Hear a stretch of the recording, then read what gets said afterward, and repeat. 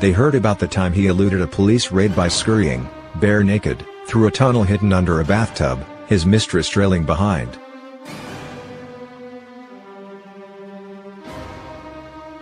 They read text messages he sent to his wife, including one in which he mused that their daughter was so brave he was going to give her an AK-47 so she can hang with me.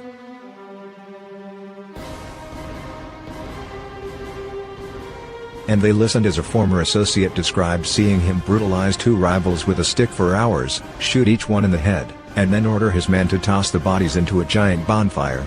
"I don't want any bones to remain," he said, according to the witness.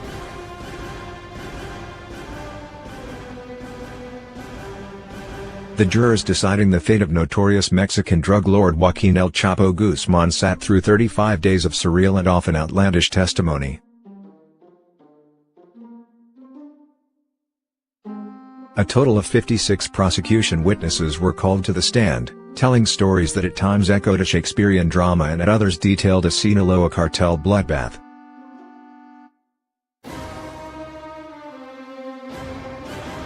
The case is expected to go to the jury on Monday. It will be up to the 7 women and 5 men to decide whether Guzman, 61, is guilty of trafficking more than 440,000 pounds of cocaine, laundering millions of dollars and conspiring to murder a slew of rivals.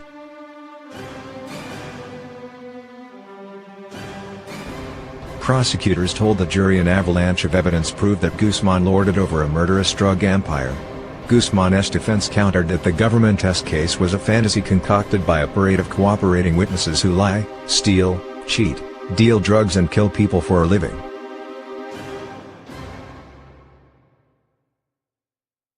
The trial, held under unprecedented security at the federal courthouse in Brooklyn, New York, delivered on its promise of exposing Guzman's legendary ruthlessness and cunning. There were tales of cold-blooded murders, lessons on how the cartel waterproofed cocaine packages and cinematic descriptions of how he narrowly escaped police dragnets.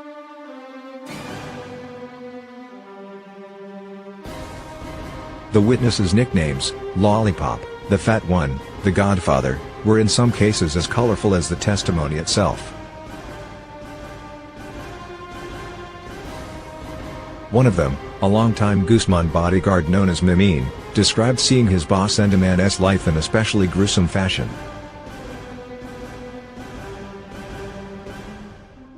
The rival cartel member was first tortured for days, the witness said, burned with a clothing iron and left to suffer in a hen house until workers began complaining about the smell.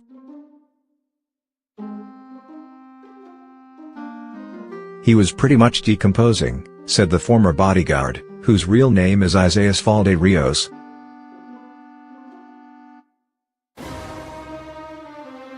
Guzman ordered his men to dig a grave. Then the blindfolded captive was brought before the Sinaloa cartel leader, Rios said.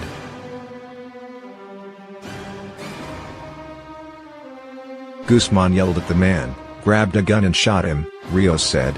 The victim was still gasping for air when he was tossed into the hole in the ground and buried under a pile of dirt, Rios said.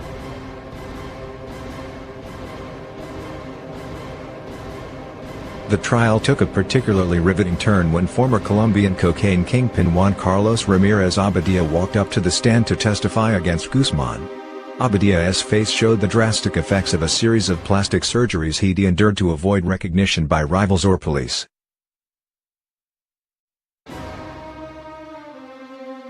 There was also testimony of audacious missions to salvage sunken parcels of cocaine, and multi-million-dollar political payoffs.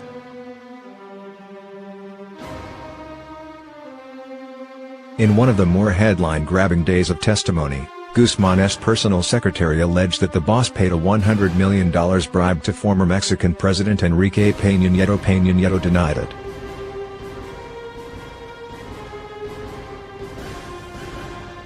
Guzman was forced to suffer through the indignity of seeing the text messages he exchanged with his wife, and other messages he traded with his mistress, broadcast to the courtroom.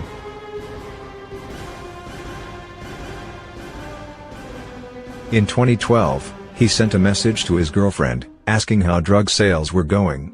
"Oh, like busy bees," replied the woman, Agustina Cabanillas Acosta. "Non-stop, my love." Minutes later, prosecutors revealed a text message Acosta sent to a friend, revealing that she knew he was likely spying on her. "I am way smarter than him," she wrote.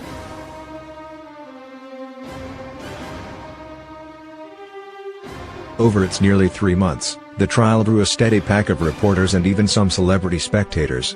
Near the end of the prosecution's case, Alejandro Etta, the actor who plays Guzman on the Netflix series Narcos, Mexico, walked into the courtroom.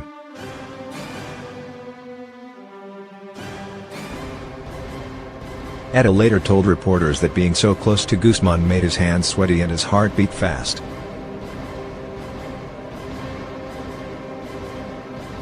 Guzman's former beauty queen wife, Emma Coronel Ashporo, added a layer of drama to the proceedings without saying a word. Days after Guzman's mistress took the stand, the cartel leader and his wife showed up to court in matching burgundy velvet blazers, an apparent display of sartorial solidarity.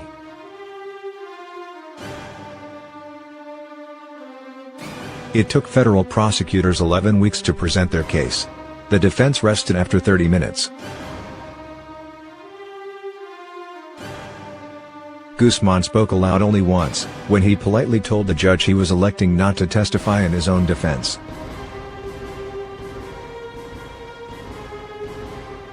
"Senor Judge, me and my attorneys have spoken about this," Guzman said, "and I will reserve." Now it's the jury's turn to do the talking.